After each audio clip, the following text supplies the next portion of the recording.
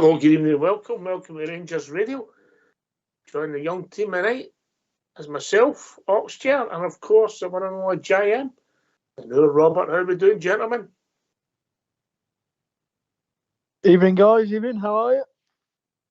Evening, Ox. Evening, JM. And Ox, welcome to the young team. Average age took a hit a bit. That's been done. I was in it before you used to. Well, no, ask how many years ago. One or two. Pleasure, lads. Young GB's away. Playing happy families. I hope he's having a good time. Let's just say it's a large theme park near the Potteries. Let's work that one out, yeah? All right. Listen, we'll go to the press conference, right? We were going to cut it, but we thought when we looked at it at Disney 4, so we thought what we'd do is we'd play the press conference about 32 minutes long, which is very unusual for us, yeah? But we'll have a quick chat, lads, then we'll play the press conference, get the phone lines open, get your thoughts, and we'll see where it takes us. Does that sound like a plan? Yeah, makes sense to me. Sounds good. Yep. Just get your initial thoughts. Start with you, Robert. What's your initial thoughts? All broken Sunday. You were informed about 10 days previous if you listened closely. Yeah, what was happening? Yep. But what's your thoughts? Very positive, mate. I think the difference we have this time is we have an experienced manager coming in the door. I think that's the key points we've picked up on in the show the past few weeks. Is the experience that this manager brings. He's a winner in Belgium, and he's got instant results with Genk and Club Brugge, respectively, and then obviously went to Monaco. I'm looking forward to it. I will admit I was a fan of Beale coming in, so I will be a wee bit. You're breaking up there. You're breaking up. Is that better now? If I don't say that. You're breaking up. No, so very positive. Looking forward to it. Did you want Beale to get the job? Did you? Yeah. At the time, all right, that's fair enough, mate. At the time. Okay. Obviously, it turned out to be a risk that didn't pay off. So we move on. We've got Philip Clement in. He speaks very well. I thought the press conference, which we'll hear, was very well presented. But no, positive, mate. Looking forward to what's ahead. Okay.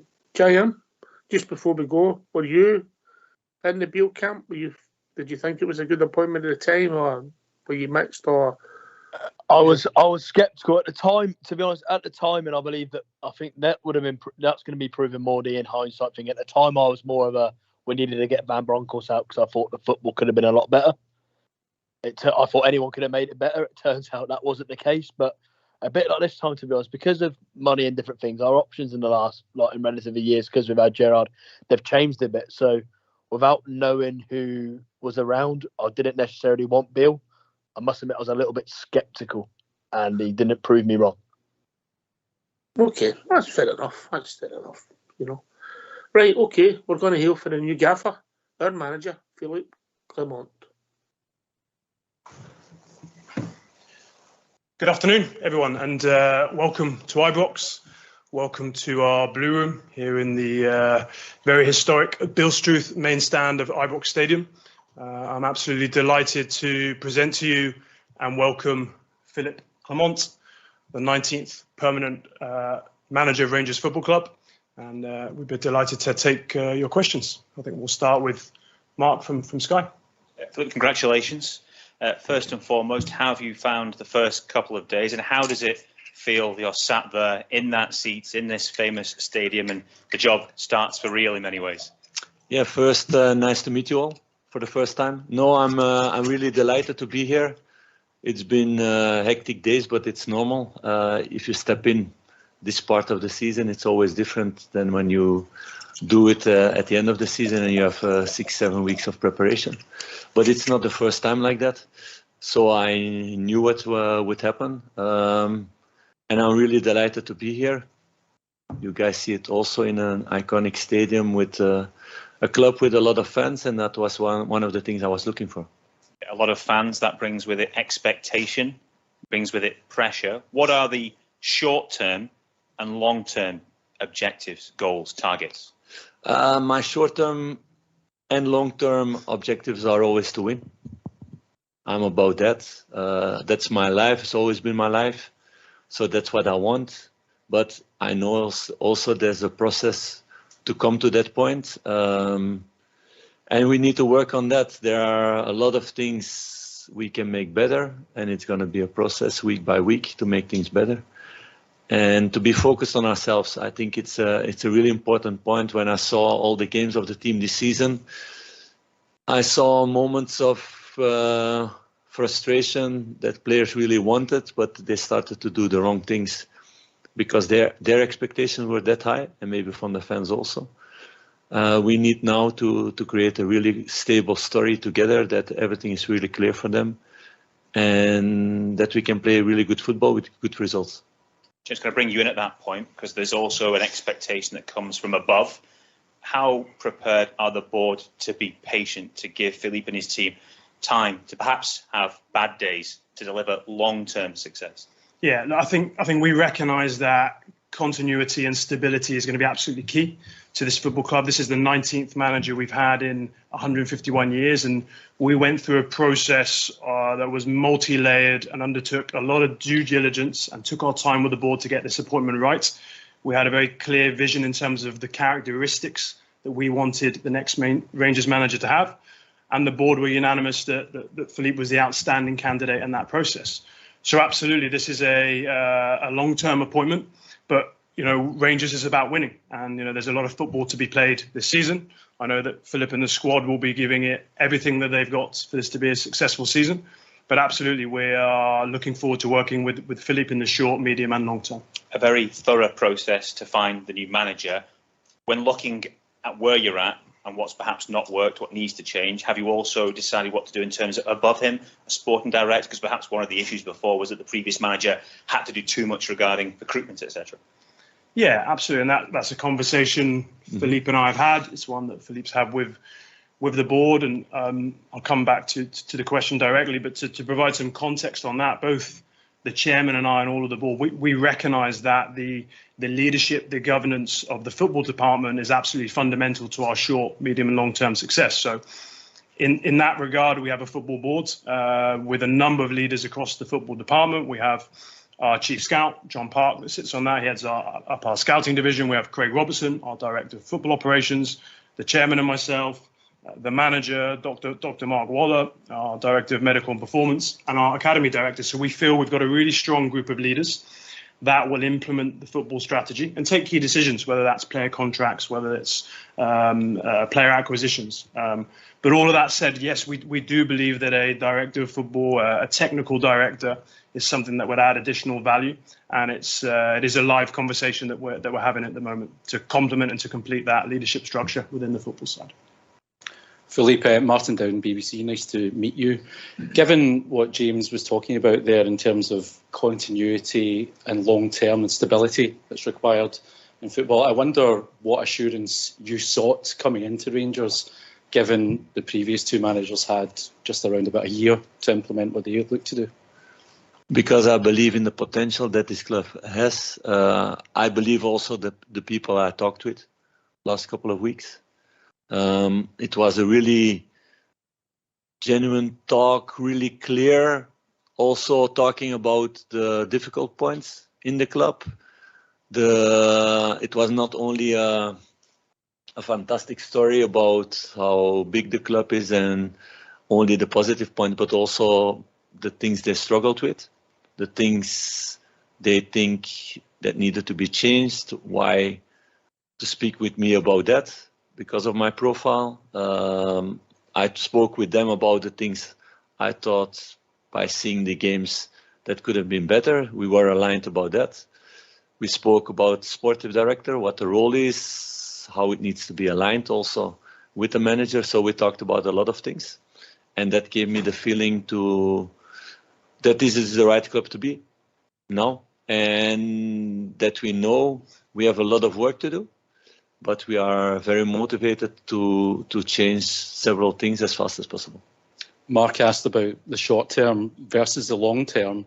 at Rangers, the short term often is crucial. How important do you see the next few weeks in terms of how fans perceive you as a manager? I just work day and night really hard with the players to get the best out of them. Then you need to get results on the pitch. And sometimes it's you have lucky days, sometimes you have unlucky days. I'm somebody who looks past that.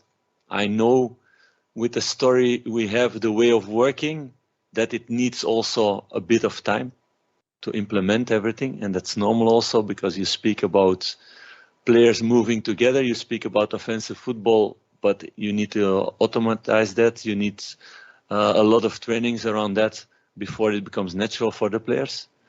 And sometimes it goes fast and sometimes it takes a little bit more time in all the teams that I've been.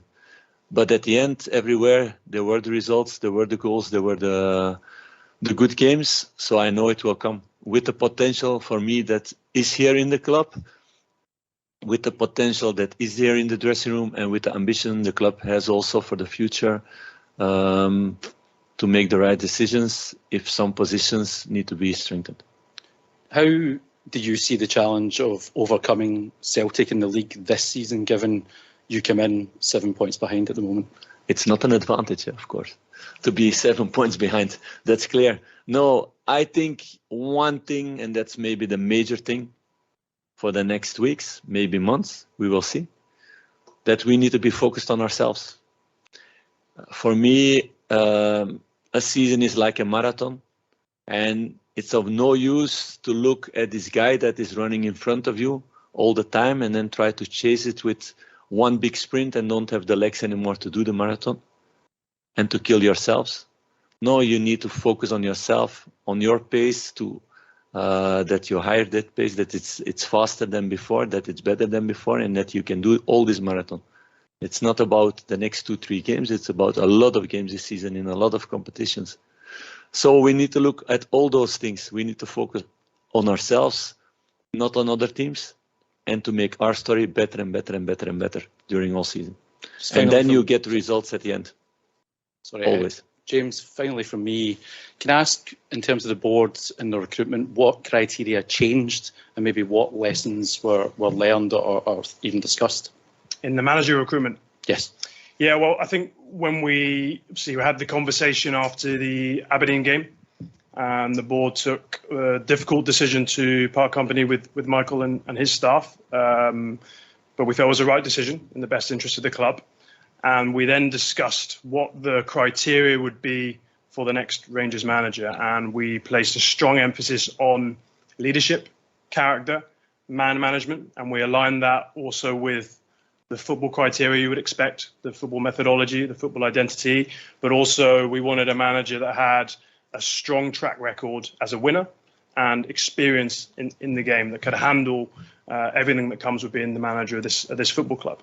So that was the criteria that we entered into the process over the 2 weeks, the first round of the interviews, the second round, the final stages. And as we progressed the process, as we had more detailed conversations, we spent a lot of hours together in London and then Brussels. And Philippe got a chance as well to talk to our investors in the US and in Asia. It became more and more apparent that for us and for the board that Philippe was the standout candidate in terms of the criteria that we felt was really important. Philip, hi. You said you need to make a lot of things better. Specifically, and when you're prioritising, what are those things that need to change? I know all my colleagues and my friends in the other teams are watching this, so I'm not going to give them more material about that. I think you guys have been speaking about that last couple of weeks, last couple of months, so you know a lot of things. I know more things because I start to get to know the players also better. And it's my job together with all staff and together with the players to make things better. But there's quite some things to do. Otherwise, we would not be in this situation and I would not be sitting in this chair. Clear. What are your initial impressions of the squad? For the moment, I didn't see the squad in total because we had still a lot of guys who are away for international games. So we saw part of the squad. We trained also the last 2 days with several young players from academy. It's also important part of my job that I always been doing in all the teams, to implement young players, to develop them and to give them chances and to let them grow step by step. So we started with that and to implement the first parts of the football that we want to play. But for sure, yeah, we don't have all the players yet back, so you cannot do it with all squad. So the team that will start on Saturday was not on the pitch yet today. You said you spoke to Thomas Buffel.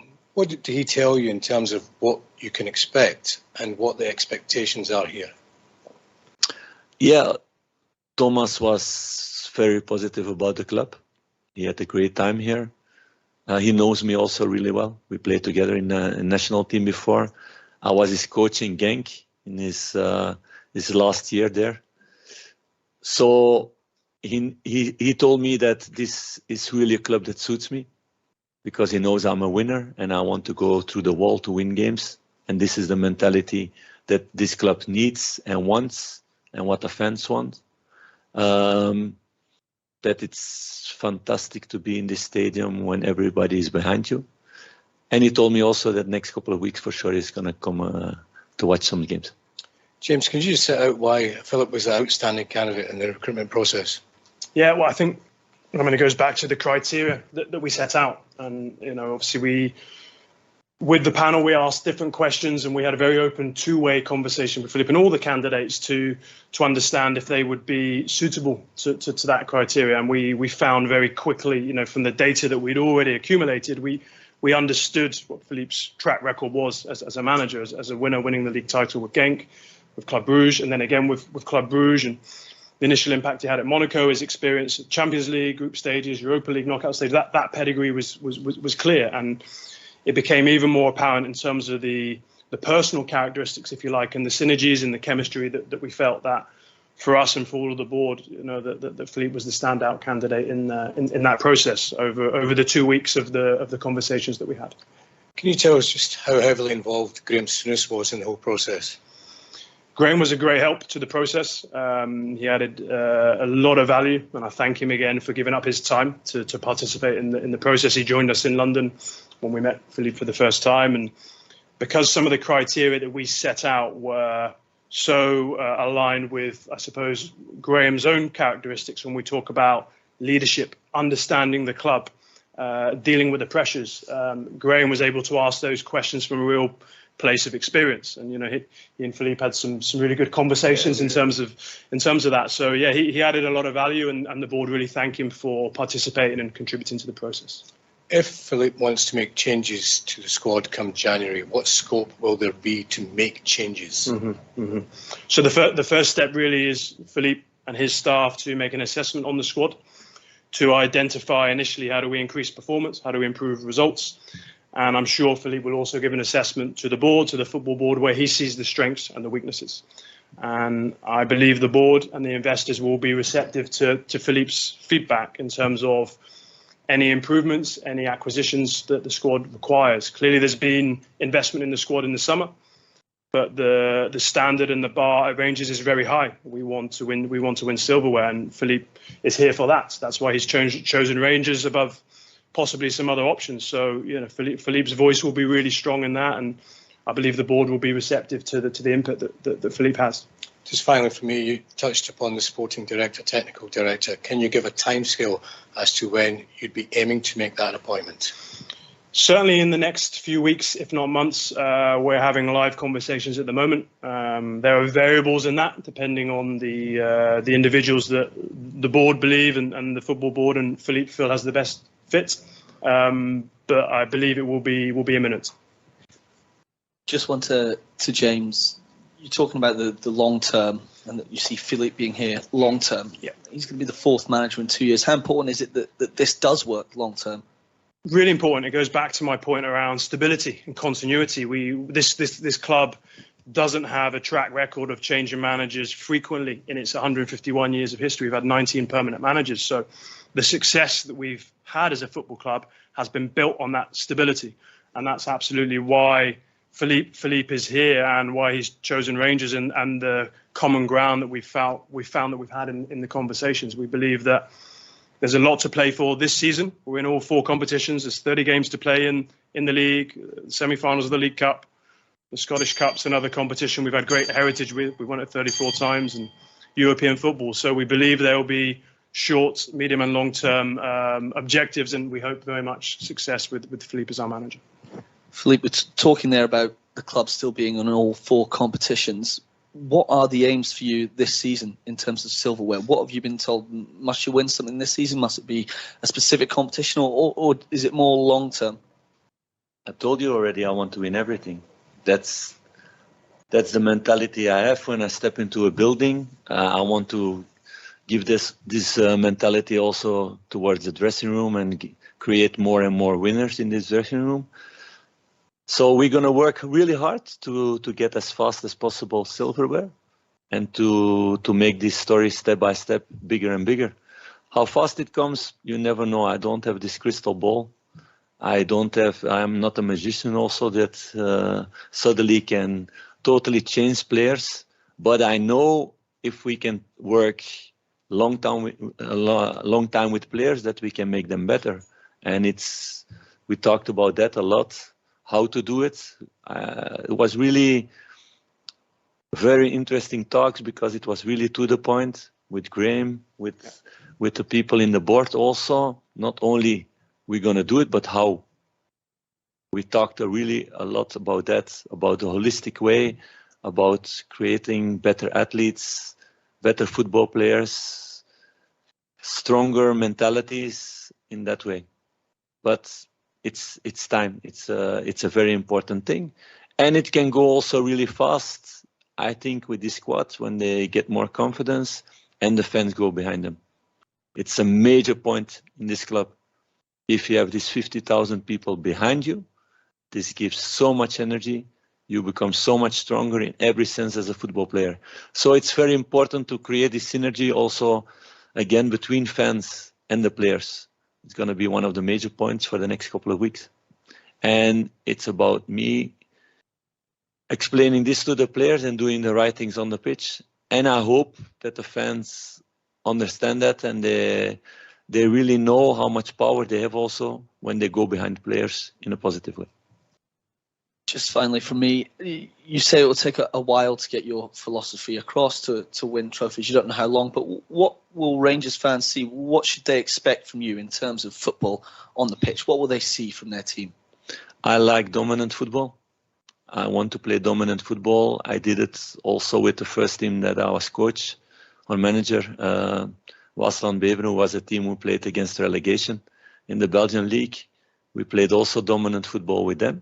In the beginning, it was pushing the players because in the beginning, nobody of the squad believed in that it would be possible to do. But I saw that they had the qualities to do it.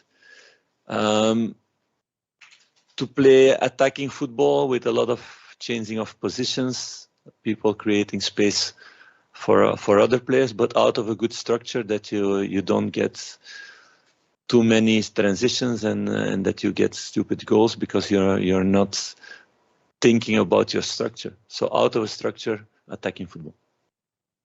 Philippe, are you able to confirm who will make up your backroom team here? And if so, when you can expect all of those people to be in place?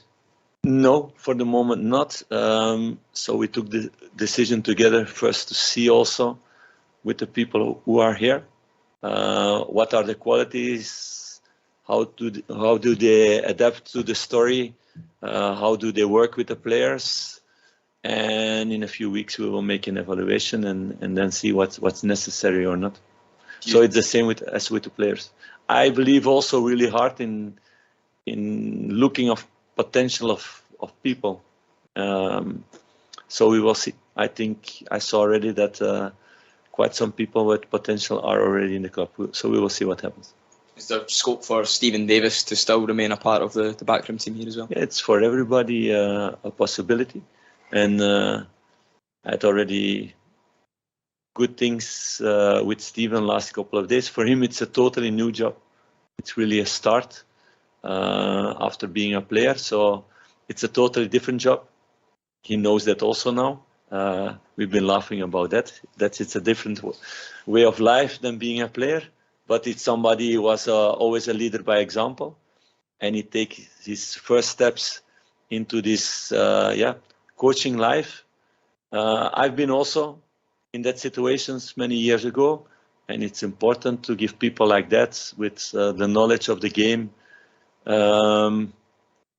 with the connection with the club, to give them chances, and we will see next couple of weeks or months what is the best role to start this new adventure for him.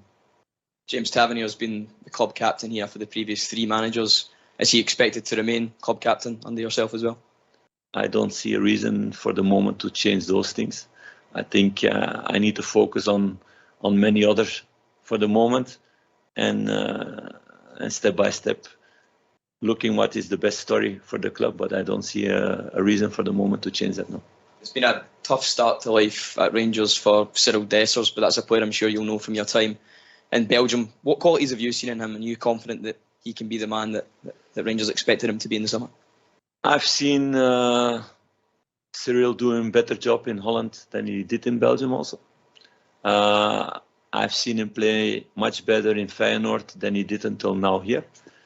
So he's somebody to work with, but there's no difference. Be clearly about that, because he's a Belgian guy, that he gets more attention, or I put more effort in him, or my staff, because it's not only me. It's me with the staff together to put effort in the players. All the players are at the same level in that way. If you're Belgian or Scottish or British or whatever, or you're 32 or 18, we will put effort in everybody. That's really important. And then we will see who are the guys who are in the best shape at that moment. We have a lot of games, so it's impossible to play with the same 11 players all the time. So we need a big squad where everybody is really ready to perform. Just a final one from me for yourself, James. Can you just tell us how difficult it was to part ways with Michael, given the backing he received from the board in the summer? It's a difficult decision. I think whenever a club parts ways with a manager, the reality is there's a standard and expectation at Rangers, which is about winning, and the results fell short of that expectation. So the board felt after the Aberdeen performance, the Aberdeen result, that was the right decision for the football club. We would like to thank Michael and his staff, Neil, Harry, Damien, and Jack, for all they did for the club. They were all in here at Rangers. They gave it everything that they had. They're brilliant people, and we wish them well for whatever they go on to do next in their careers. But the club felt that was the right decision. So, a question as well, James. There's a lot of games to be played before the next international break alone. How important was it in this week of interviewing candidates? You got someone with Philippe's calibre who has built things long term, but has also been able to stabilise things and has experience of going into a club mid-season. Yeah, I think the international break was fortunate in terms of the window that gave us. And obviously, Stephen and Alec, they led the team through those 2 fixtures that took us into the international break.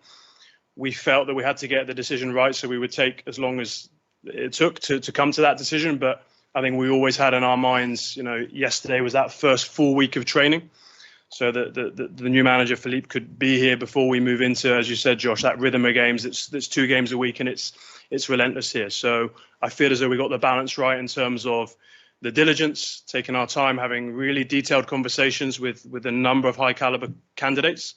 But we're delighted that Philippe's here and started work this week ahead of Saturday's game. In terms of director of football, James, will the manager have a say in that appointment, or will he have a role to play in that process?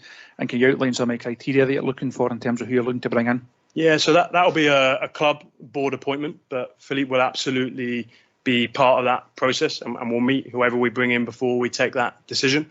And that person, when they come in, will add additional value, expertise and leadership to the recruitment function.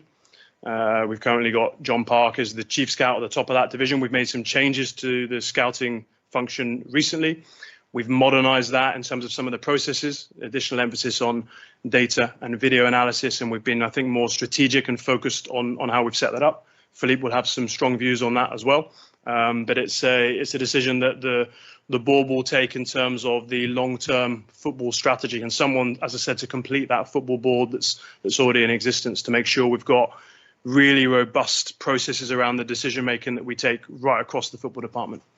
And just in terms of that January transfer window, Philippe, how big a part of your conversation with the club was that in terms of budgets and players that you would like to bring in, not just in January, but also going forward in next summer as well?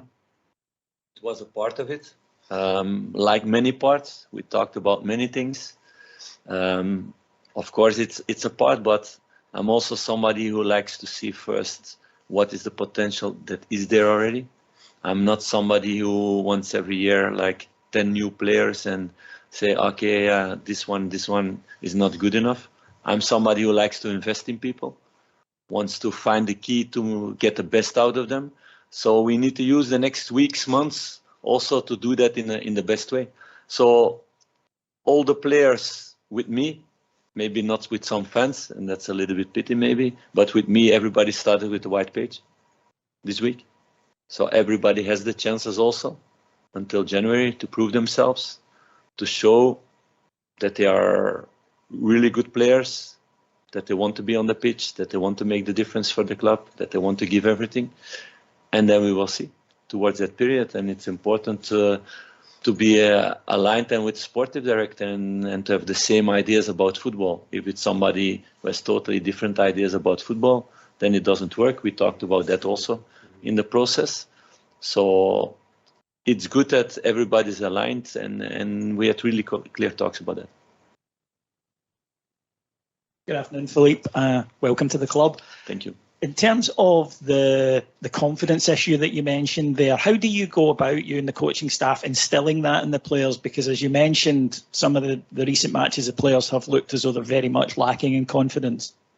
Yeah, it's putting the right goals towards games, also to the right things that they have to do. And I want also players who are not afraid to fail, to make mistakes. It's part of football.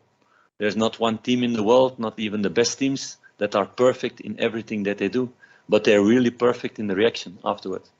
They're really good in that. If they make a mistake, they react directly. So those are things to work on. We don't have so much time. Like I said, we will see the team 2 days, then we have the game. So I don't expect it to be the perfect game directly. But out of that, we can work on the things that went really well or went good, and the things that were less good, and like this build a story and make it better and better, and convince the players also about all these things that are not science, it's logical things. Those are normal things for me, but we need to get all those things in their heads, and that takes a little bit of time. In terms then of the next few months, you spoke about the players all have a clean slate till January. What sort of qualities do you want them to demonstrate? Obviously, good performance, but as individuals, what are you looking for from the squad? For me, there are 4 very important pillars in the way I want to see a team. I want to create here in the club the best technical team, the best tactical team, the best physical team, the best mental team of the league. That's what I want to create next couple of months. That's my ambition. I know if you do that, then results follow. But it's quite some work. Any questions, guys? Last one.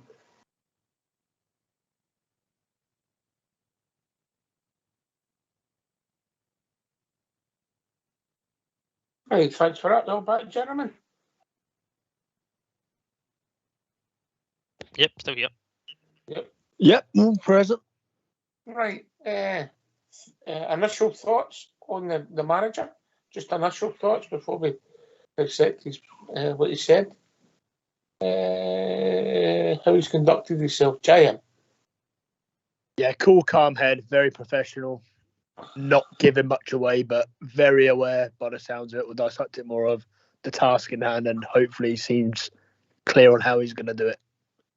Yeah, I believe you've played under some impressive managers. Robert? Yep, I'll take a word that Jim used there, clear.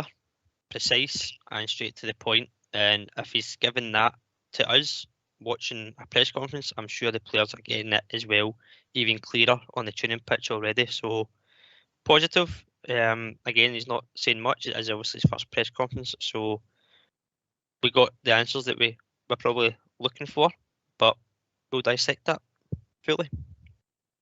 Right, we get these phone lines opened. Yep, for it. Let's hear from you. 356 1972. It's your show. It's your platform. Let's hear from you.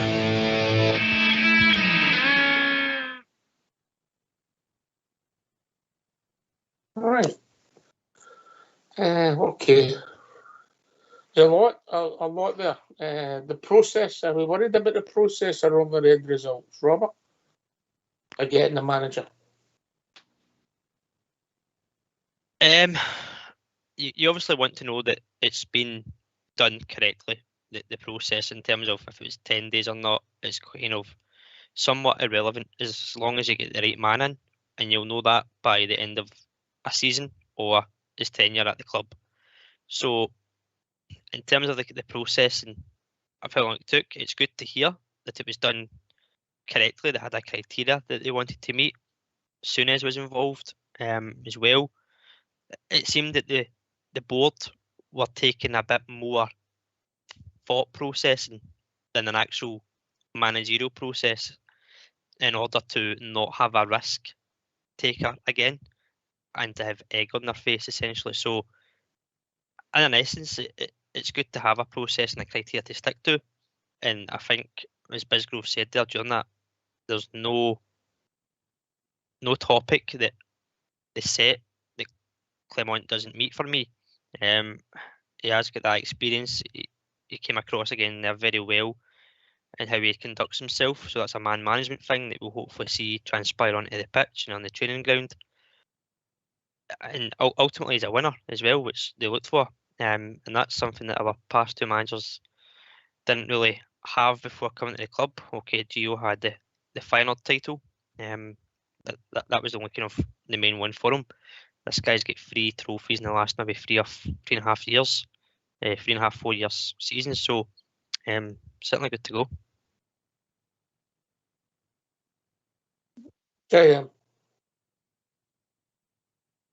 Yeah, from what you listened from Bisgrove there, I was actually quite impressed with how Bisgrove spoken at as well. Obviously, we're diving into Clement more, but the process sounded good. It sounded like there was a lot of honest conversations. There was also, I like the fact that he mentioned that Clement also got the opportunity. He was not only speaking with, if you like, the football committee, mentioned Souness, and also shareholders and investors. I think that's important. Gives him a big picture, gives him an idea of the magnitude of the club if he didn't know. But yeah, obviously for this new, if you like, structure, obviously now there's no direct football. This is the first appointment for this board, if you like, an important one. But it sounds like only time will tell. But you know, there's been a proper process in place, and only time will tell if it was a good one. I think I mentioned this, I think on Sunday initially when he came in, Robert. The fact that he talked to investors, I found that quite a positive act. That everybody's in it together, yeah? Yeah, I'll be honest, that's the first that I've heard that when any manager's been announced. It was certainly an interesting point to pick up on, that he did meet the kind of wider Backroom board members that are ultimately going to be running the club for him and who he's going to be working with on a daily basis. So that was an interesting point. And it seemed, again, as I said, that there was a more thought into all this of who needed to be spoken to and when, and it was clearly done over the right time as well. Aye. Giant? Yeah, it's good. Ultimately, obviously, maybe after, if you like, the last couple of Bill, maybe the investors have piped in themselves and gone, we want to speak to these guys because we're signing the checks, and they've seen maybe where the money's been spent this summer, and they want to get the reading of the man that's spending their money. I think it's only a good thing. Good point, Robert. Yeah, you told us the last guy was going to be good. Yeah. Yeah, they're the ones that cut the checks at the end of the day and keep the club running. I think they've got a right to see who's going to be spending their money. Okay. I think some of the stuff will grab the headlines. It'll be the Stephen Davis conversation, Robert. Yeah? Yep, I think that's, for me, that makes a bit of sense. He's in the club, he's seen the players this season, and it's good to use the wins in and around the club. Whether he stays there long term, we'll obviously soon find that out, sooner rather than later. But I think it would be a bit silly for Clement not taking a lean on Davis in this situation to see who is going to be players that he can trust. Obviously, he'll find that out himself, but Davis has been through the highs and the lows of the past 2 or 3 seasons, so expertise there, and somebody in the know already. He did say there is people in the club with qualities that he looks for, so it'll be interesting to see how that progresses, if Davis does remain, as well as Alex Ray. Your thoughts, JM? Yeah, he's mentioned very clearly there, and also I'll dive into that more as well, of course, about how he's not looking to overturn things and tapping into potential. And obviously, Stephen Davis, he mentioned about him being a good football man as well, known his football, and I think he's going to be given a chance. Obviously, as he said, it's a completely new role. He's just came out the back of being a player, but as Robert touched on there, he knows a few of the players playing with him. He's seen how they've conducted themselves in turmoil because he's taken over for a week or so. So he'll be leaning on him. It might get to a few weeks and he decides he needs a bit more experience in the backroom staff, but I think Davis is going to be a part of it for the sort of, if you like, the near future. Yeah, if the players out of contract go, there'll not be many players left that Stephen Davis played with, Robert, eh?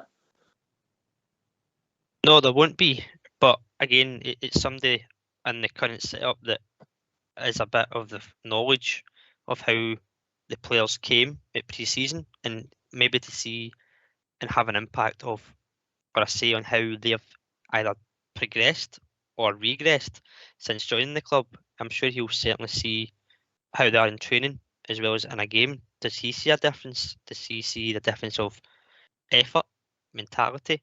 And that's something that Clement will obviously look at. He did say there that he wants always players to be the same mentality as him. He wants to be the best mental team.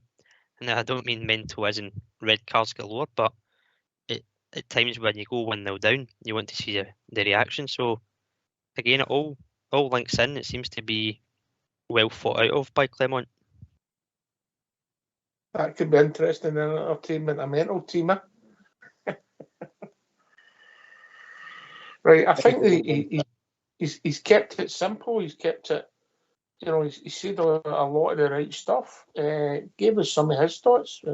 Basically, work hard, do the right things, and good things should happen. And a structure, he said about development individuals, not just the football talent. And there has been time when we've maybe been short of character, JM. Never mind football skills, yeah?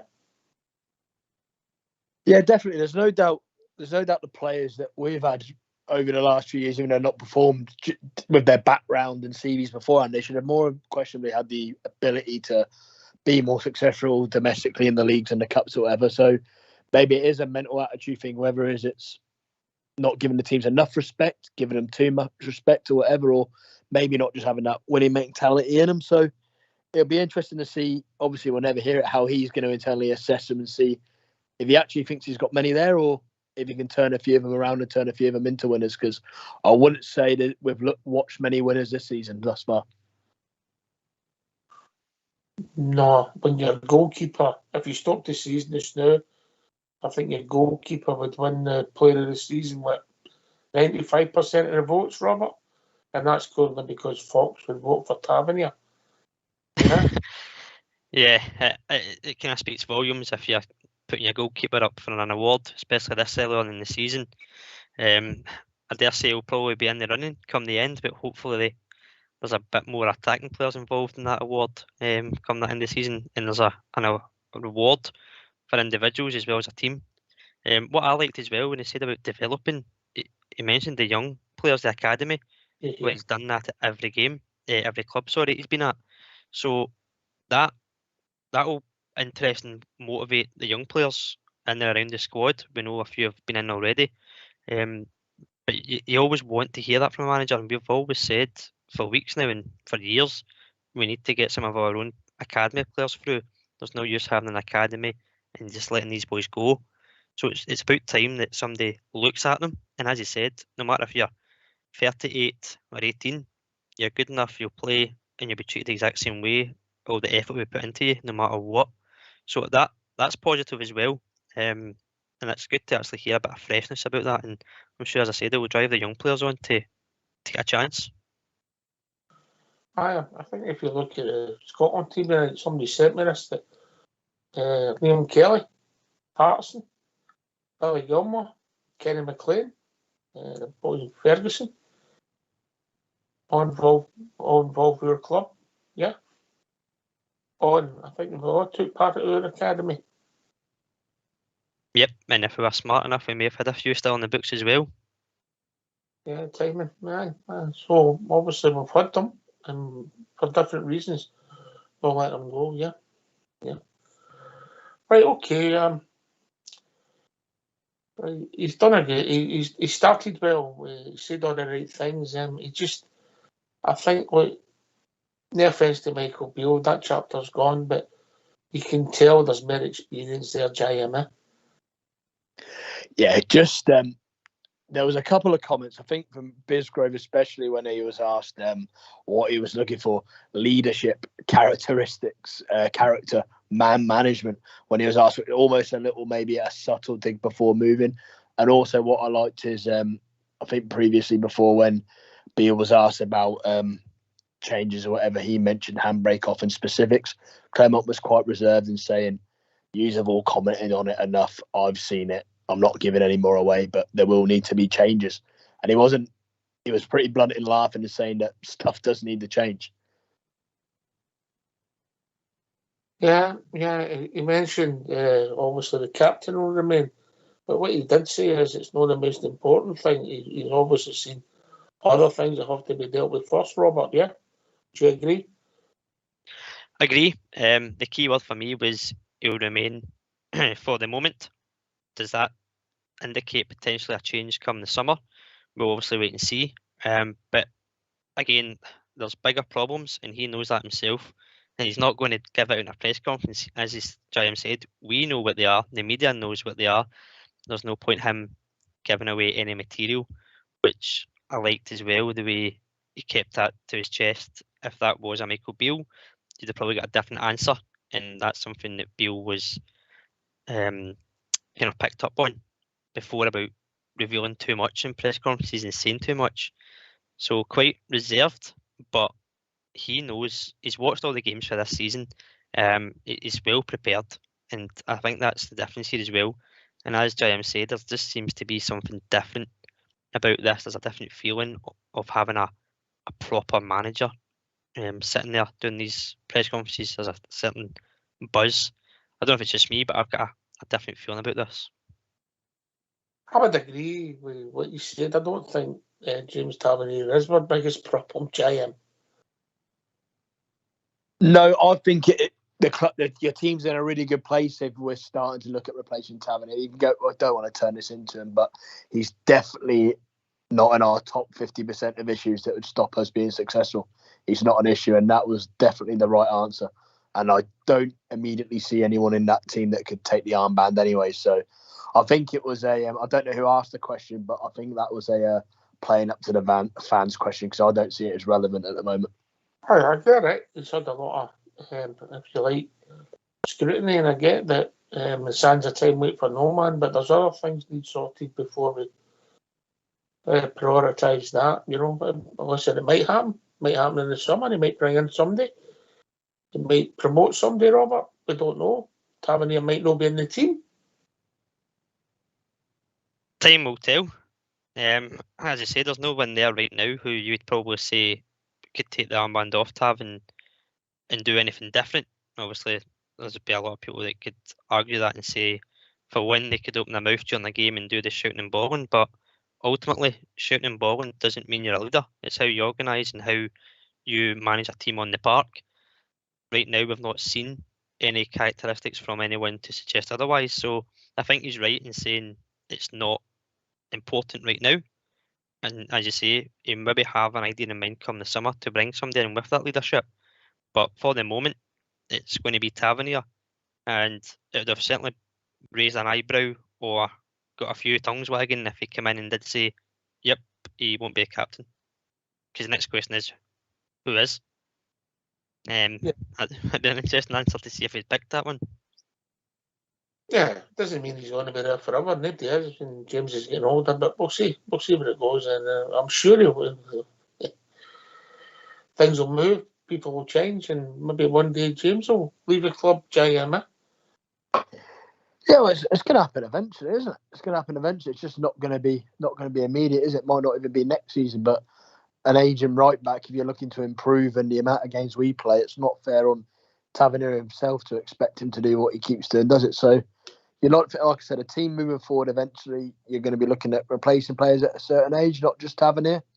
But at the moment this season, I'm pretty sure he'll be the mainstay right back till the summer. Yeah, well, we've not seen that much of these runs, Sterling, but yeah.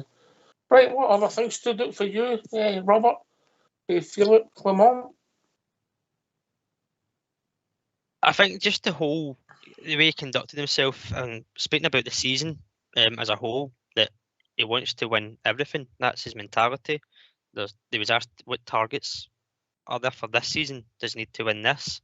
And he just ultimately said, I've told you, I want to win everything. That's a manager who is aiming high, and rightly so, at a club like Rangers. The fact that he has won previously, he's got the taste, and he's got obviously the semi-final coming up, a chance to get to Hampden and win some silverware very early on in his career at Rangers. But ultimately, it's just the way that he just wants to win. He wants to get his message to the players, and I think that's the key thing, the communication between the manager and the player. We've mentioned before that potentially Beale had lost the players very early on, and it seems that this is not going to be the case at the time. He obviously admits it will take time, but he's right in what he says. Every club he's been at, there's been a success at the end of it, no matter how long that may take. JM. A couple of things for me, really. I think, first of all, the way he spoke about using the potential. So right away, even just with the way, a bit like Rob said, how he carried himself, he's not looking to make excuses there. He thinks he might be able to get a song out of the players that are already there, or he's going to do his best to. Now, he might do 3 weeks of training and go to the board and say something completely different, but he definitely sounds like he's willing to work with what he's got, and it might just be more... What do you mean he would say, this is worse than what I thought? Yeah. You've given me doctored footage or whatever for these games. I thought these were different players. There'll be something, but more that, like, he's not coming in saying, I'm going to need 10 players. It's going to be drastic changes. He might minor tweaks and maybe bringing in some experience. He might already have in the back of his mind maybe 2 or 3 players that over maybe even 2 windows he might think will make the team a lot better. I think that was good and positive. I also like the fact that with the way he went about when he was asked about, what success, immediate winning, he was very clear that he knows he has to win now, but it may take time for people to see his style. So what I like that he knows that things do need to change, the performances need to change, but he's more than aware that we need to win imminently because he's already said 7 points is a bit of a disadvantage. And also, he made a comment a few times about being better athletes. So I'm wondering if he's taken a hint that he doesn't think the squad's fit enough.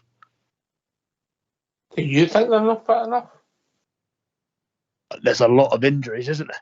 I don't know if people would say, the sports scientists would say that leads to fitness or whatever, but over the last season we've had a lot of players out, so not fit enough, or maybe not conducting ourselves as athletes with the correct recovery or whatever. It'll be interesting to see how that changes. Do you not think we're fit enough? Yes or no? No. All right, that's fair. Robert? Can I sit on the fence for that one? No. I'll say no, simply because I don't think our confidence levels are helping the performance, so we're not actually able to see how fit or unfit they actually are. I think the confidence is overriding every aspect of a player's ability just now. All right, that's also fair. That's also fair. Right, as we start heading up to the tune, second part of the show, and it is a phone-in show. We need you on to make your points. New manager at the club for major press conference. It'd be good to hear from you. 0141 356 1972. We need some callers to make today worthwhile for Mr. Fox. Right, James Bisgrove played a prominent part in the interview. Obviously, he did lay out how the selection process went about, and obviously mentioned by ex-manager and player Graham Souness.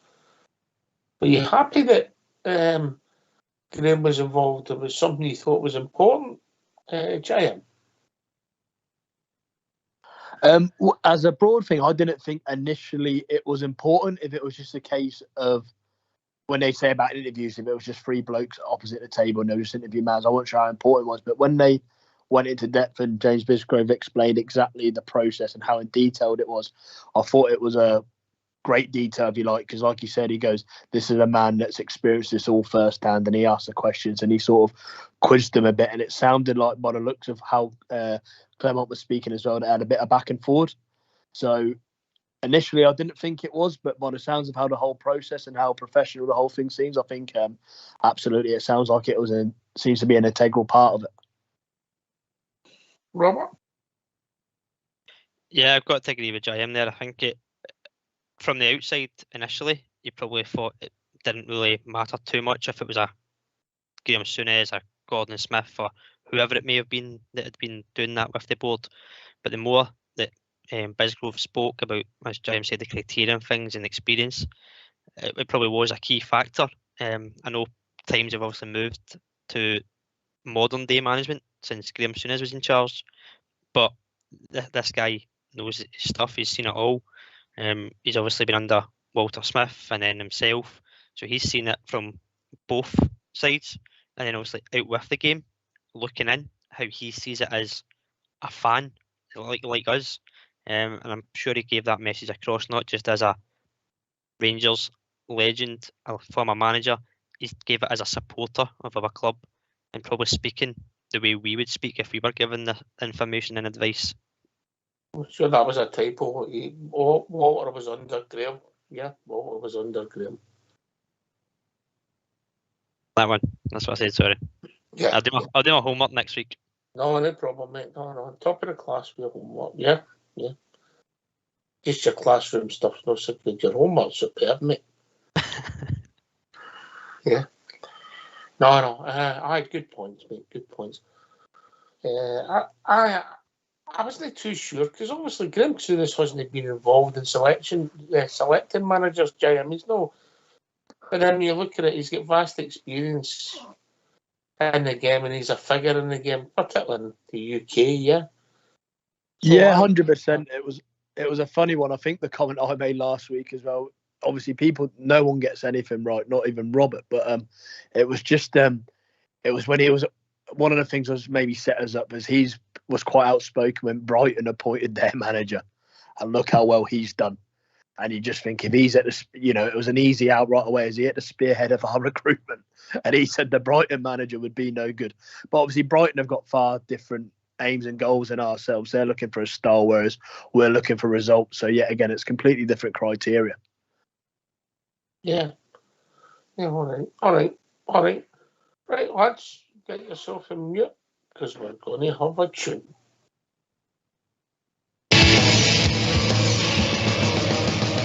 Who's that team they call it Rangers? Who's that team they all adore? They're the boys in loyal blue and the Scotland talent, and the heart to show the world what they can do. Some people say the Almond is the biggest football team. I've even heard the Anderlecht's the best they've ever seen. The Manchester United and Tottenham Hotspur too. There's Arsenal, Chelsea, Blackburn, just to name a famous few. Who's that team they call the Rangers? Who's that team they all adore? They're the boys in loyal blue and the Scotland talent, and the heart to show the world what they can do. So ring on the hips to have to say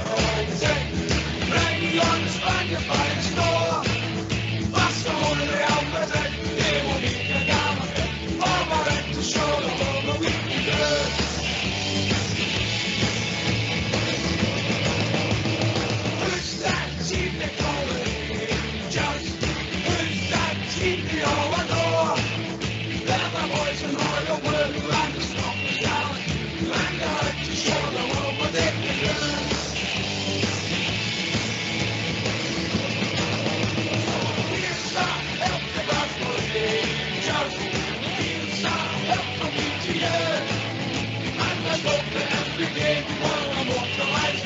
And the voice who will be the trial birds.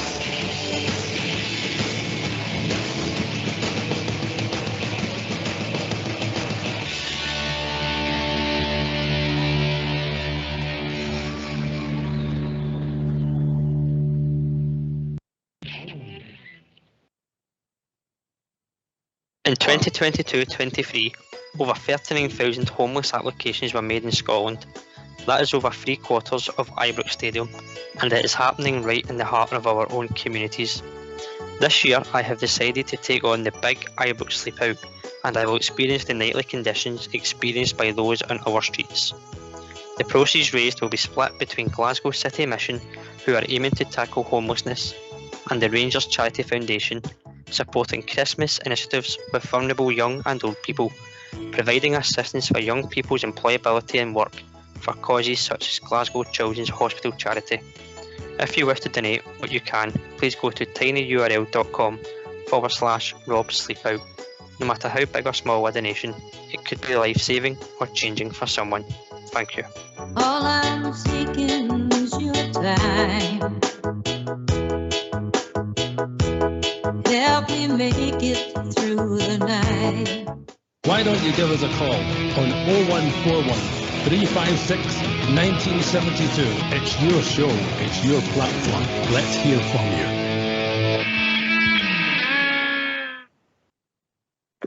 All right, gentlemen.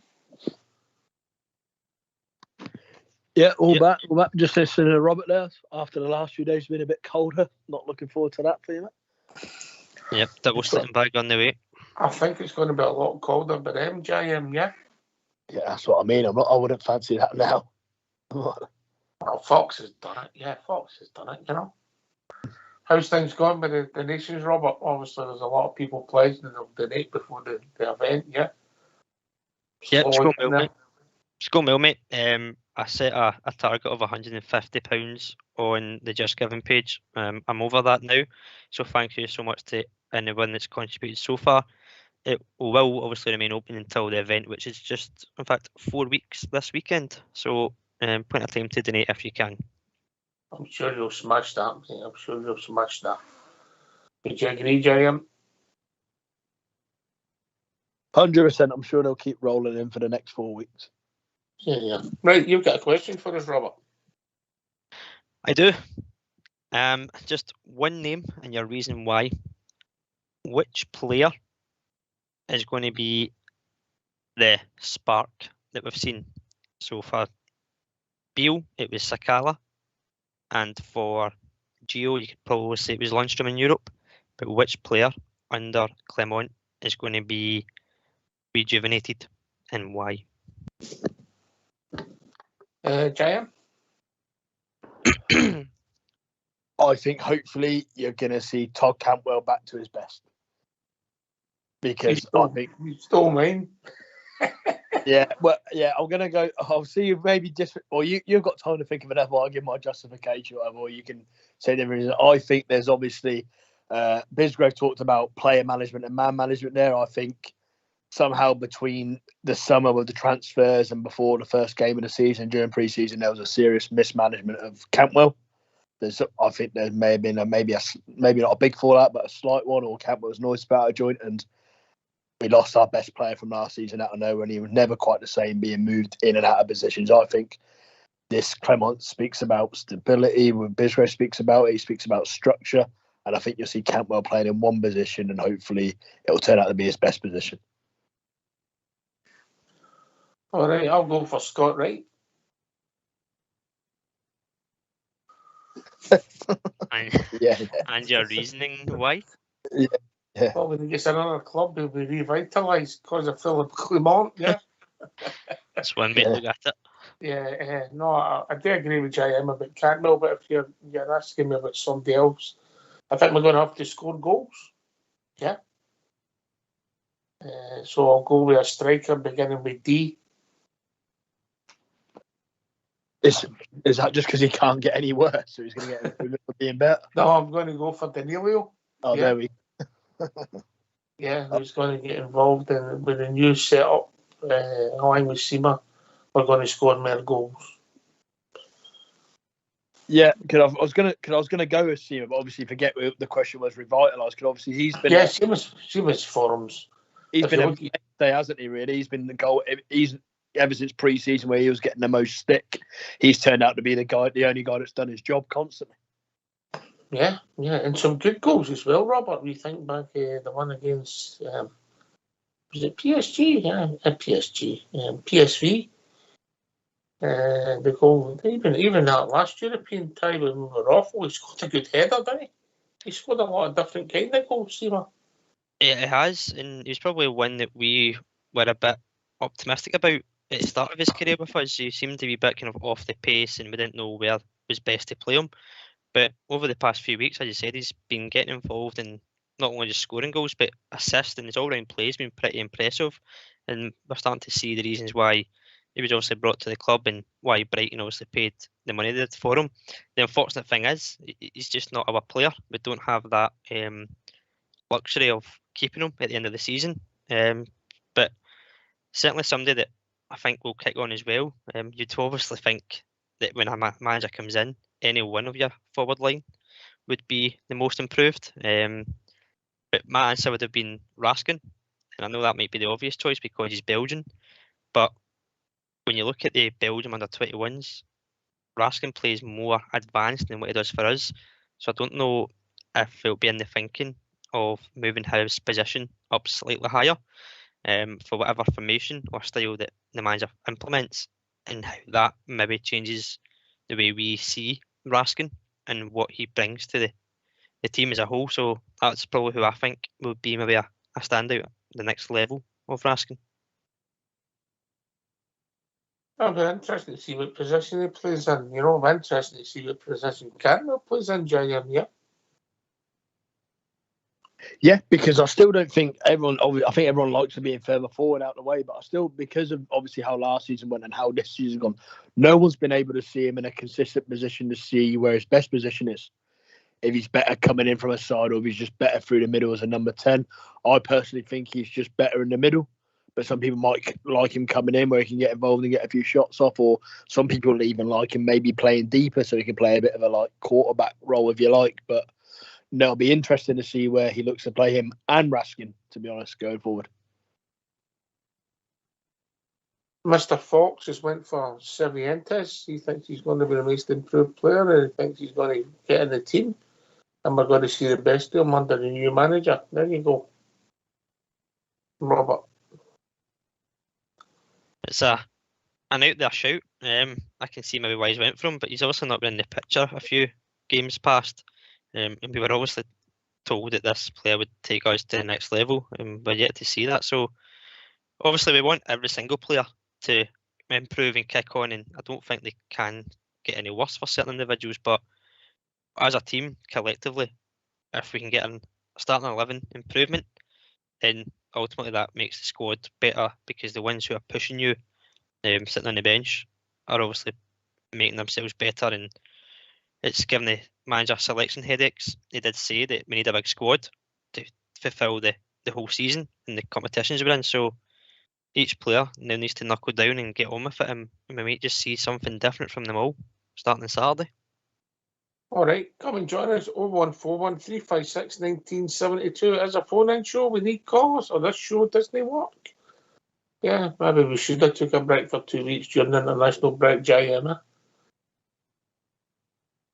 Yeah, few of the employees are going to be going off with a sore throat if we don't get anyone on. Yeah. Good to hear everyone's thoughts on it following the interview. Yeah, maybe I'm mistaken, but Rangers' new manager gave his first press conference today, Robert, yeah? He did, and it was a very detailed, in-depth one, and there's certainly lots of discussion points picked up from it. Lots of interesting announcements that he's made. And obviously the director of football was one that generates some interest. That is going to happen. It's just a matter of who and that matter of time. Yep. Yeah, it'll be interesting to see what people's thoughts are. And also going to be really interesting what the team is on Saturday. That's going to be the thing that's tickling people. JM. Yeah, the sad thing is that you're going to see much of the same players, aren't I? think it's going to be more interesting to see how they set up. I mean, he mentioned that he hasn't trained with most of them yet. I mean, I don't know how many have we actually got away on international duties that are starters. I can only think of Seema and Raskin. Is Raskin away with the under-21s? That's about it, isn't it? Savientes. Is he away? Yeah, I guess he's seen as a starter as well. So, so the rest Barisic was at Croatia, I think. Yeah, I forgot. I heard he's getting a pounding in the press. He is, isn't he? He's getting sad to think he is a starter at the moment. But yeah, that's about So it'll be interesting to see what you start with. If you change it, I think it'll be more interesting to see the structure, the shape, and just the intensity they come out with. Because to be honest, didn't see much of a bounce where we had Davis and Alex Ray, and so maybe a complete new facing. See if we get a bit more of a bounce with a new manager. He's on the spot. Does he pick the young boy McCausland? Does he start? He finished the last game. Yes or no, Robert? To start? Yes. No. No. Jaya? Yes. Oh, bold. We'll see. It'll be interesting. Be interesting to see, as you say, maybe know the personnel, maybe the shape, Robert. Aye, he said it himself, mate, that the team that starts on Saturday, not all of them were there today. There's obviously some travelling back from international duty, some still involved in the setup. So he's obviously got an idea in mind of who he wants to start based on what he's seen, or who he thinks is that first pick just now to get an assessment fully. And as I said, they're only going to get 2 full days of training before the game with a full squad. You've got players coming back from injury. Todd Cantwell was training today. Danilo was at training with a protective face mask on. We don't know how fit they're going to be come match day. But it does say that the team that will start on Saturday was not all there today. But also it wasn't going to be pretty come Saturday, and we don't expect a full flying 10 out of 10 performance. I think if we do get that, he'll be surprised as well. Never mind us, but certainly players there that can do the business on Saturday that are in this training ground today. And it's a great time to be there, giving your first impressions to the manager first hand before maybe the regular starters do come back. Yeah, it's going to be real interesting. I don't think there'll be massive changes, JM. Yeah. No, I don't think there can be due to the injuries there. That's one of the reasons why I reckon McCausland will probably play if he's looking to inject a bit of pace to the team or whatever, and just get so I can obviously have Scott right, but it will be suspended, won't he, as well? So I'm just trying to think of if he's going to get some balance in with Lawrence not being fit, somebody can play on the right. Who else? Cantwell, in case he might play off the right. I was just thinking about options purely off the right. What a blow, new manager, Scott Wright suspended. Yeah, maybe it'll give him the hard man that Scott Wright is, picking up a red card. The enforcer, Robert, Scott Wright. An unsung hero for some. I don't forgive him for Seville, mate. I don't think I ever will, if I'm being honest. That's one of those ones that just sits there in the memory, doesn't it? Yeah. Right, okay. Hello. We've been joined by Joanna. Evening, Joanna. Hello, folks. Good evening, How we everybody. doing? How you doing? I think you have a question for us all. Sorry, the things are crossing. You got a question for us? Yeah, so my question is, I'm wondering if the new manager is going to keep the same strategy as Michael Beale, or is he going to implement new things? And also, I think he has a good chance with the Belgium players in the team as well. But I also support Fox by saying that he probably should improve Cifuentes. I think it's a good shout. All right, I hope so. Giant. I think he was quite. I think he had a few subtle digs at Bill, didn't he? In regard, what? So to answer the question, what will be different? I think he's maybe suggesting that he doesn't believe we looked very structured in the transitions. So out of possession, because he's mentioned a few times in a club in-house interview and in that press conference about being open and losing really silly goals. So I think what you're going to see is maybe a bit more, maybe the fullbacks hanging back slightly as well, just, letting the attackers do the attacking and making sure that we've got a solid base where we don't lose silly goals. So I think what you might see is a bit more structure and be able to identify what formation we're playing a bit clearer than we probably could under Michael Beale. Okay, so are you suggesting that probably he's going to play the famous 4-4-2 formation? Maybe not 4-4-2, but maybe the 4 will be slightly more of a 4. Maybe if he's playing a 4-3-3 or a 4-2-3-1, however he plays it. But maybe instead of having Tavernier and Barisic, it'd be like their average position being like, say, 30 yards from the opposition's goal, just slightly further back, so we're not being caught out as much, and maybe playing with, because he's mentioned rotation of position as well, so letting wingers maybe be the wide men and getting the crosses in, more than asking Borna, Barisic and Tavernier to do sort of 60, 80-yard sprints at a time. Robert?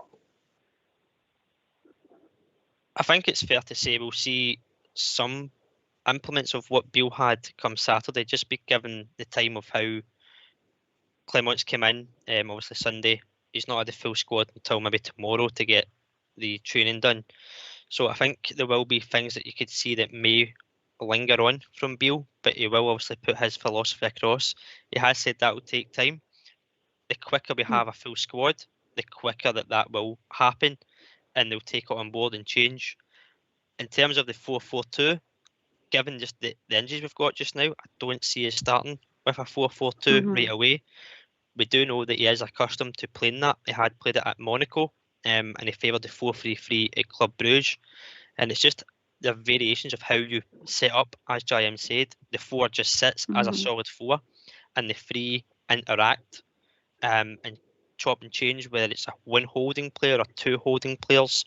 We'll soon see how that pans out. But it's certainly this philosophy, the way he spoke about this philosophy and the structure, that's what we've missed. We've missed a structure and identity.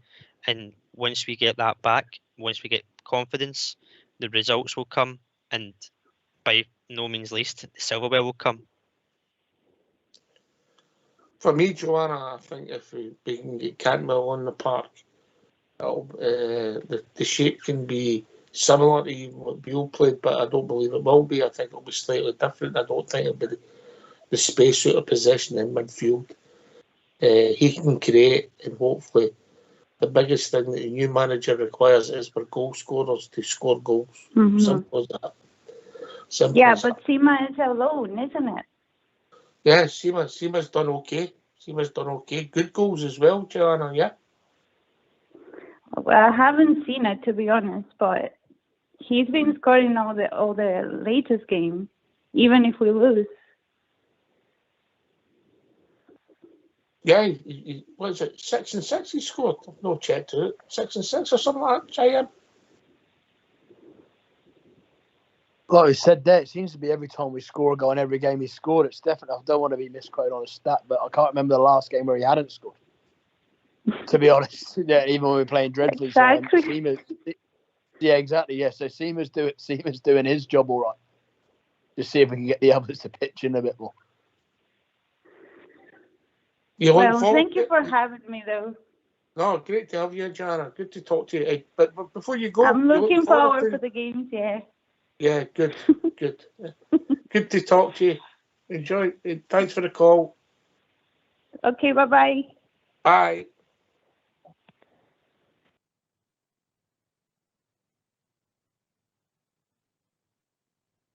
There we go. I don't know what one of those three is attract the young ladies. Nobody used to anyway, that's for sure. Maybe Fox. It's the young team effect. No, welcome to the club. Remember your photographs up that Just Giving page, don't you? The first thing I done when Michael Beale was sacked was go and change it because it was me and him, so I had to change it. Didn't want to put off any donations. I think we've been joined by all Davey, I think. Evening, all Yes. Davey. How we doing, boys? How we doing? Evening, guys. Evening, boys. Davey. How much saw this about a young team? Come on. Get a grip. We're taking What's up? members, Davey. Welcome. Senior memberships are, well, I'm not saying the best. We can be the stupidest at times, but we do our best. I thought the interview of the chat was first class, but I remember, I'm just going to tell you what I thought at the beginning. That pre-season with Beale, we were all saying, this doesn't look great. Okay, I'll get better. Give him a chance. Fair dues. I done that. I said, right, wait the league, get a league game. We get turned out, we come on up. People saying, give him a chance. Things got better. And I said, well, I'll judge a guy, in my opinion, after the Celtic game. And we all know what happened there. And then we get humped with Aberdeen. Now, this is what you've got to take into consideration when you listen to that chap and you listen to what Bill was saying. I think it's night and day when you hear that guy speaking, because he's very astute in how he presents himself. But I was more impressed about when he was talking about Davis, the Soonest thing, talking with different people. That impressed me. But it'll be on the park. But another thing is, see if this doesn't inspire some of the players at the weekend, he's got a problem. And I think he'll see that. And hopefully he'll do something about it. What do you think of that, guys?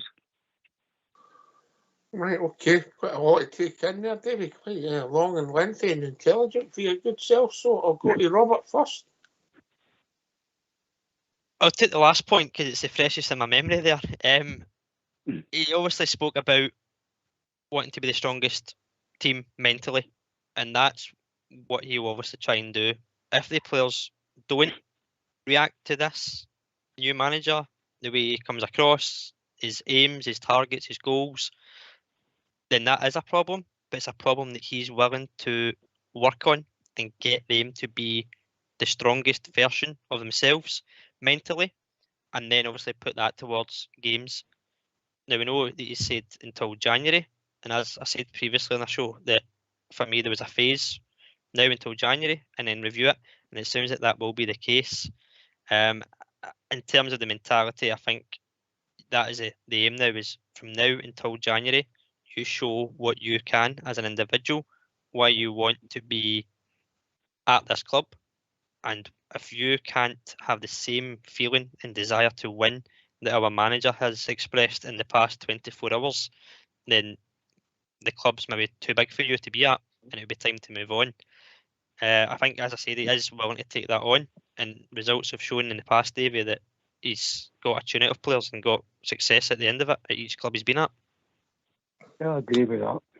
Giant. Yeah, I agree with David. If you compare the way the two managers speak, I think you've got one there that what we've got now that isn't looking for headlines or clip, whatever it is, not looking for people interested in what he's saying. He's just saying what he believes in, and he's more than aware of the job he has to do and what he has to get out of the players. I agree with David. Again, if the players can't react for this guy and get going, then I also don't think they're going to have long, because that'll be two different people they can't react from. And yeah, I'm really positive. I think what you're going to see is, in my opinion, it just seems that on interviews, first impressions, it just seems like we've got ourselves a man that's a bit of a different class than the man we had before. Yeah. You agree with that, David? Yeah, definitely. But I'll do the same as what I done with Beale at the time, and I says, look, wait to see what happens. You can't judge the guy on just what turns up on Saturday. We've all done that with Beale when he got the chance, and we gave him chance after chance, and we all know what happened. That's history now. We move on. We're heading in. I think we're going to head in the right direction here, and I think that guy, if he's listening to him, he, as I said, he's very astute, so he can tell from where he's came from. He knows what he's talking about, to put it in a proper context. He knows what I feel. He knows what he's talking about, and that was a big difference between him and the last manager. I think there's a difference with somebody's trying to make an impression when somebody's confident and been over the course and distance before. There's a difference, Davey, yeah? Oh, you're spot on. You're spot on. But as I say, we'll wait and see how it pans out. And Welcome to the EE voicemail. I'm sorry, but the person you called is not available. Carry on. Is that somebody want to give me some Maltesers there? No, it was just, it was very impressionable. But as I said, the jury's out. Yeah, we'll see. The proof's in the pudding. I'll be amazed if that, as I said there, I just commented on a minute ago, if they can't lift their game and be what he wants them to be, then we've got a problem. And he's got a bigger problem because he's got them for long enough. But I think he sounded more, if like he'll give the youngins, if he sees it and then they're in. And we've been guilty in the past of not doing that. So I think that could be a changer, in the attitude of giving the young guys again. Yeah, I think we've been joined by Smurf. Evening, Smurf. No. Maybe not with us. I don't know, he's taking a while to have him make his point. No, it's Smurf. Good point you made there, David. I think it's given us all a bit of optimism, if we're being honest, Giant. Yeah, just a man that wasn't saying too much and truly believed what he was saying and knew the task, didn't he?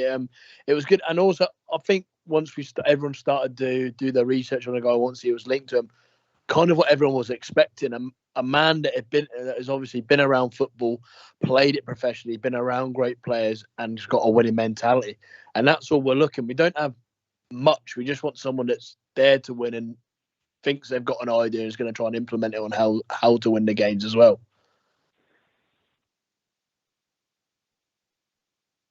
I don't think he's ever going to give us too many thrilling press conferences, but he's always going to be to the point. Robert? Yeah, I said it earlier, the clarity and the preciseness of his answers in the press conference just indicates that the way I think he's going to put himself across to the players as well as us when he's doing obviously pre and post match shows. I can't describe it. There's just a different feeling for me this time for the way he conducts himself, and it's just something sitting differently that gives you that optimism that you talk about. And we do need a freshness. We thought we were going to get that with the players in the summer, that we were told there'd be a rebuild, and ultimately there has been a rebuild from top to bottom now, manager included. So again, it's a whole freshness, it's a whole new start, and he has obviously indicated a few times in his conference today that it will take time to get his full philosophy across. But he comes across to me as he is the best, and that's what he believes, and he will make the players the best and make them believe. And that's a skill that I don't think you can train or inherit. It's just something you've got or you don't. And I just feel that he has this about him, that he will make the players believe that they can improve.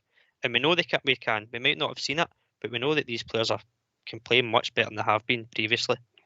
All right, mate. All right. It'd be interesting. He mentioned technically James Bisgrove. I don't know if you picked up on it, Davey, because I know half an hour's a long time for you to concentrate.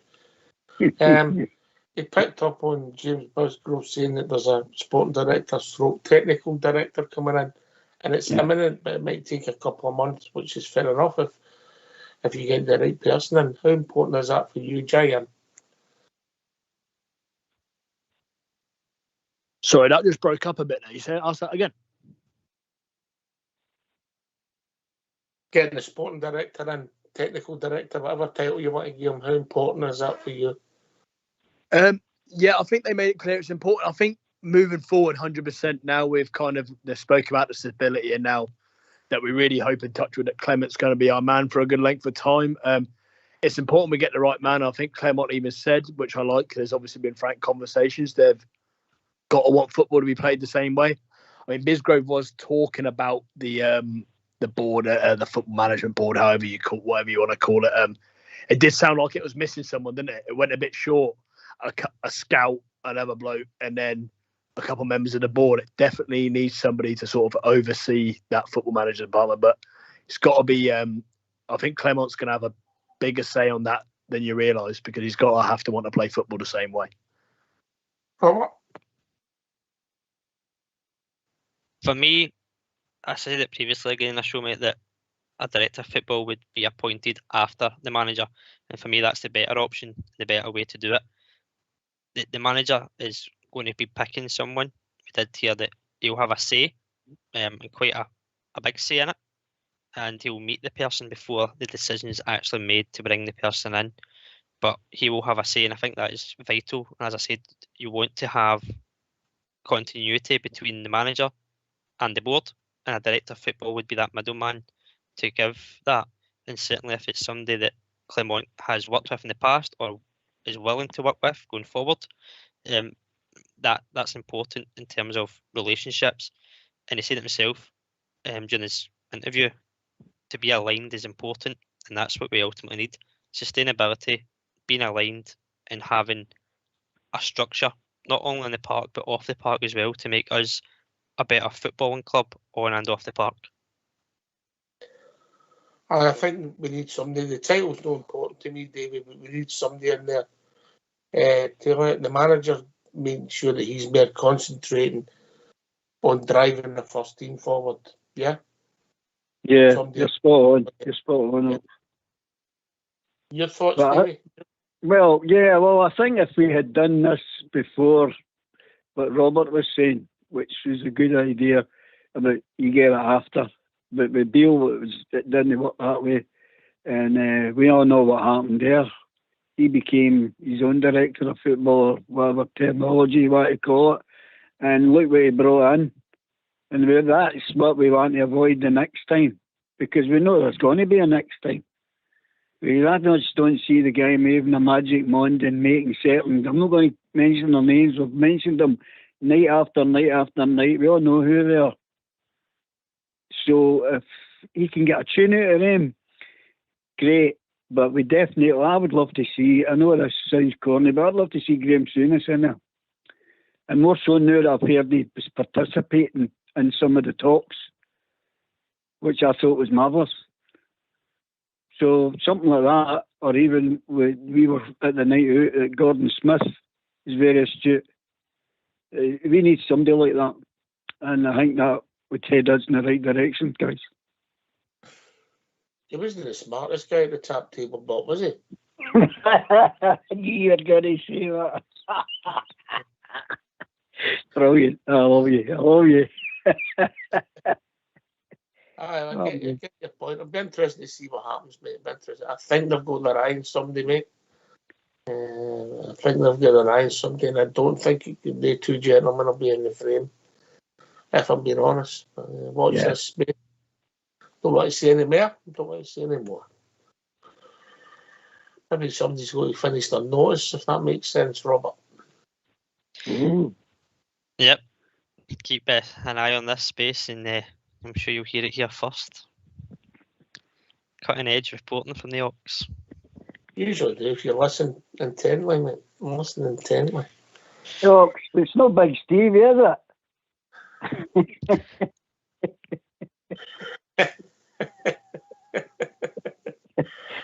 Bibs and cones, Big Stevie. No, I can smell pies somewhere. Could do worse. They could do worse than the big man. He's top man. He's a top man. Him and Suicide and yourself. Aye, good boys, the two of them. Good boys. Can I ask a question, Davey? Yeah, certainly. I asked the guys earlier on who would be the most improved or the kind of rejuvenated player. Who would it be for you under Clement? Who do you see getting an instant impact? Well, I could answer that easily if you ask me the other way about. Who could they get you there? Robert, it all depends on his style of play. I think at the moment we've got a team, especially for the middle to front, who haven't got Scooby where they should be, what they should be doing, and what they have to do next. So, if she gets that as part of the jigsaw out, I would go for Cantwell. Played, I think that guy's got a talent he's an inspiration, I think. And if you're talking about getting captains, I'm not going to do that road either, because he's got the right attitude of it. We'll wait and see about that. But you're talking about, we've not got other people that can be captains either. You've got a stacks of them there, and Campbell's one of them. No, I think he could do something with that boy, Robert. That is certainly a popular opinion. I know Ox wanted to pick him, but JM beat him to it. I think for me it makes a bit of sense to pick Cantwell just because of his creativity and what we've lacked is certainly games that he's been out. So, well, as you say, it'll be interesting to see how he improves Cantwell and the rest of the squad. But anybody who doesn't get a tune out of, I'm certainly will maybe see the back of them in January. Yeah. Getting him at the door, JM, is the hardest thing, isn't it? Players you don't want. Yeah, we found that out last season, didn't we? Players that we maybe kidding on that we thought were still trying for us, and actually they hadn't. At the end of the day, these are all professional athletes with contracts, and these ones that we don't want, if they're not being paid any more money to go anywhere, the truth of the matter is they're not going to move anywhere, are they? So it's about managing them smartly, because you don't want it affecting the whole dressing room. So the manager's got to be clever there. He might know he's stuck with a couple of people to the summer who he might not want to be if it was a perfect world. Yeah, when you want rid of people, you've got to be nice to them. How are you, Davey? I am fine. How are you? I was just thinking of something there. You've just put me off it. It's the hardest thing, Robert. The guys are left with contracts and you want them at the door and they're not going to move because financially they're just going to sit. And I think every football club at the top level suffers with it, mate. They do, and ultimately to get a player out on the window, you've got to play them.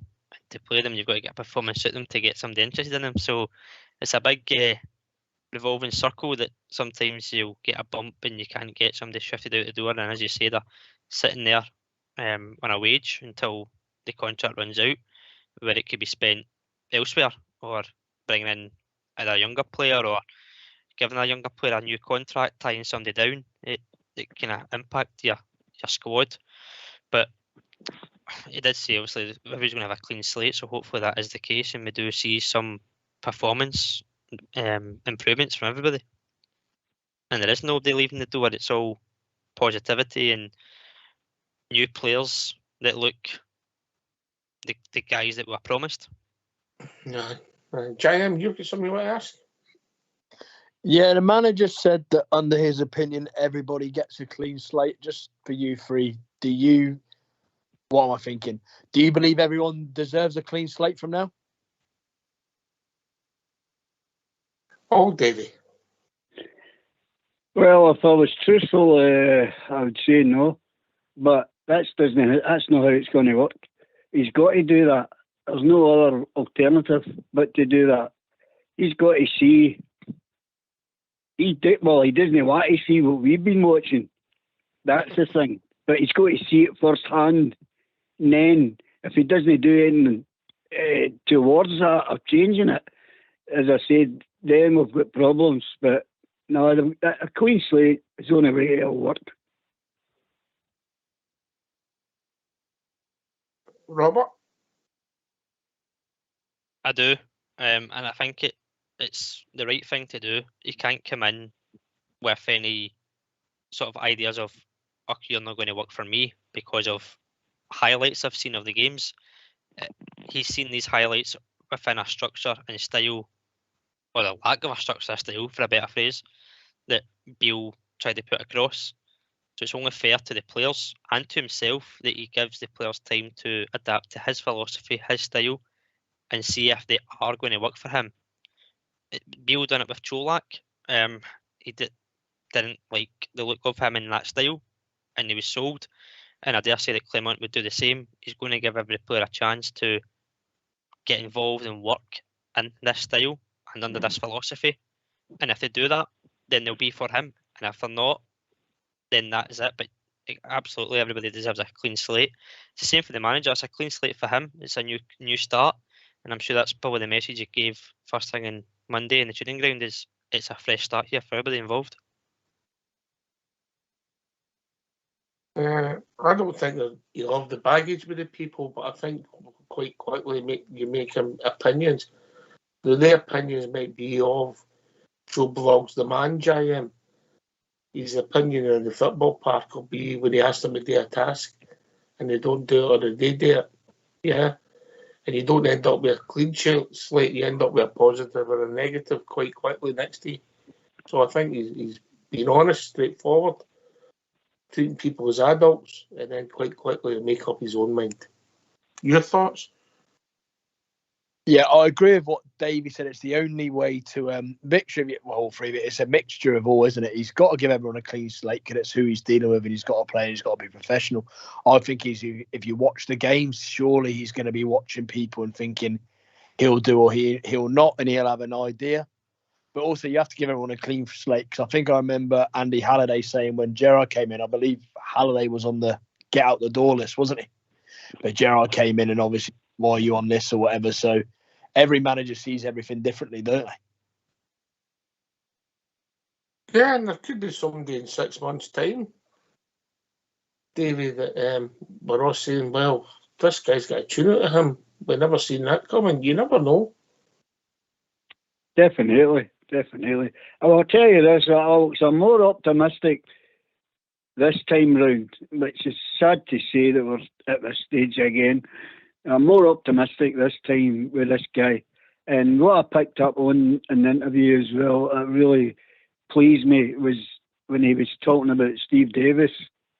That's something that we should have had that there a long time ago.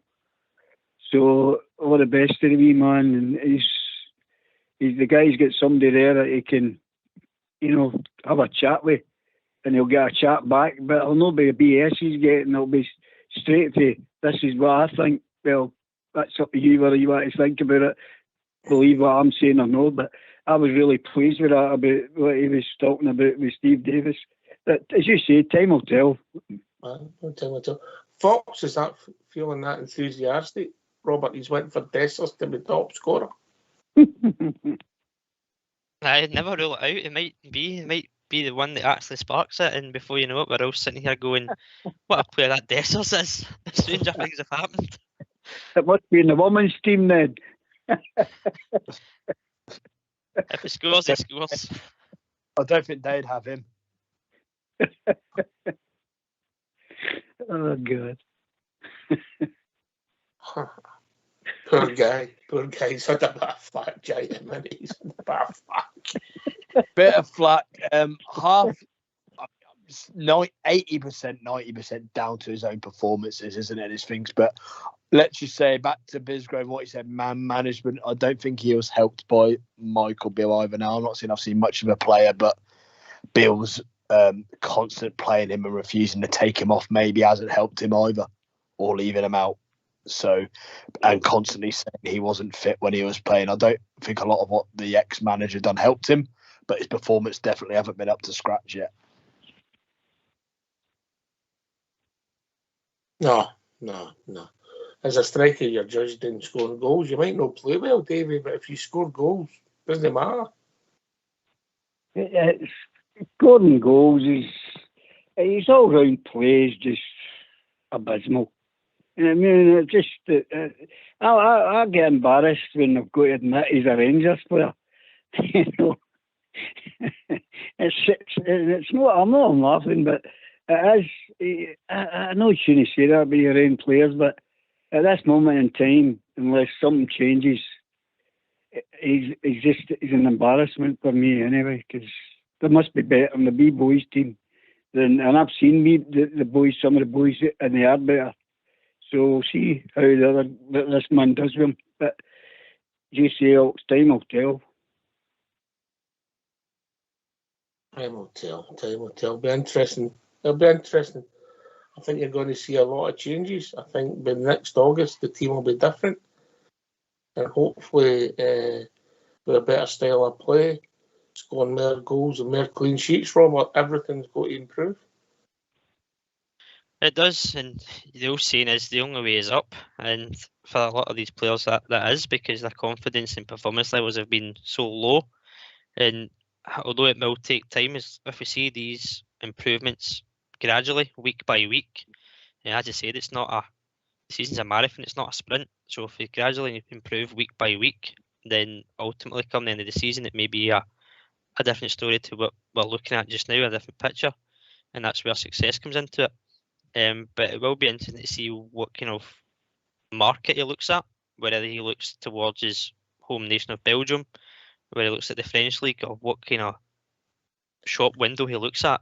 And also, not to mention, if he looks at our squad and looks at the players that are out on loan, to see if he maybe has an option to recall any of these boys, to look at them properly between January and the summer, to then make a decision on what happens with them as well. So there's a lot of things that he's got to address, and obviously the first thing is, more importantly, performance and results starting Saturday. Yeah. I think we're liking to cut his jib, Jay, and we're picking up that he went to the museum today. Yeah, so he's keen to learn about the club, which is important. I know Michael Beale had a fondness for the club, and they'll never be the same as us because they're not born and bred Rangers supporters, No, well, I think the difference is, one, like the idea of being a part of the club, but didn't really realise he had to earn being part of it, did he? He wanted to skip a stage and have that respect to everything right away that you've got to earn, whereas this man seemed to have, this Clement wants to come to club for the right reason. He said he's had other options with money or whatever. He says real football fans, real club, wants to win, and it's what drives him forward. So hopefully we've got a man who's buying into it for the right reasons. I think Michael Beale thought he could fast track his way to become sort of fast track legend, but it just weren't the case. This Clement seems like he's here for the right reasons. I believe that white Castor hat's in a glass case now, Robert, is that correct? I want to see photo evidence of this hat beside Clement in the museum. Otherwise, I'm not buying it. He was there. I need to see this hat. It was either that. It was either that. It was a white safari jacket. It was in a glass case, but that's another story. Rumour has it they're still trying to peel the shorts off him. He's still trying to get them off. You mean Oaken Howie? Yeah, they're still trying to. They're still trying to get the shorts back off him. Yeah. It wasn't a good look, Giant, was it? For being honest, it was an utter embarrassment, wasn't it? It was just to add with everything, wasn't it? Just to look at that every time they panned to the bench, it didn't help. No, it wasn't a good look. Right, Davey, you feeling better than you were 10 days ago? Yolks, you know me. I'm a bear. I've never felt anything. I never feel anything else, bar. And that's proud to be like wee Robert says, proud to be a bear. And that'll never change, no matter where we are. And that goes for all that mud drinkers and puddle drinkers, or whatever you want to call them. You keep looking at your shoulder, guys, because here we come. That's what it's all about. That's what we are. Rangers then, Rangers now, Rangers forever. Yeah, shoulder to the wheel. Support the club. Gibbs sold out the weekend. Giant. 100%, by the way. And this guy's got a track record of doing it before mid-season, coming in and improving teams. So he's not going to come in and look for time. I think he's more than aware. He'll be getting them going for Saturday right away. And like he said, results build confidence, get the fans back on side, and we can build momentum. I love the way he spoke about just taking care of our business. I think he's kind of into the fact if we can win games, other teams may drop points and it might get closer to us, but we've got to continue winning our games first. Let's be honest, Robert. If we hadn't moved the manager on, there'd have been a lot of empty seats at Ibrox on Saturday. If we hadn't moved them on, so economically, there was a bit of sense there by the board for getting for the football side, yeah.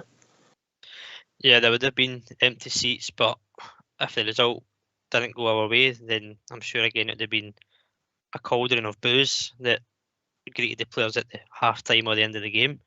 It came at the right time. Ultimately, the break, the chance to go and speak to the candidates, and obviously Clement stood out from the get-go, and now it's tools are up and we go again and get going on Saturday.